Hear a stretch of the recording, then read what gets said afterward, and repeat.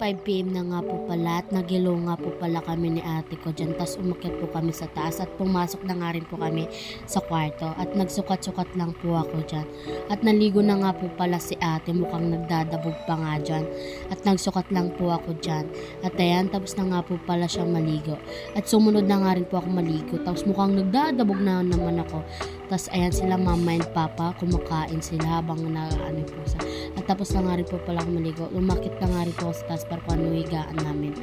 Tapos ayan, naglatag lang po ako dyan. Tapos mukhang naglalabing sa akin si papa ko dyan. Tapos ayan, naglatag na naman ako. Nilalambing nga po pala ni papa yung kapatid kong bunso. At ayan po, nanonood lang ako. At umalis pa nga po kami natin para bumili. Ang lambing nga po pala sa akin ate ko at bumili nga po ako sa tindahan. At ayan po, pauwi na nga po pala kami. At nasa loob na nga po pala kami. At nakita namin ang tito namin. Sabi ko hilaw siya. Kaya po, dito lang po nagtatapos. Bye-bye!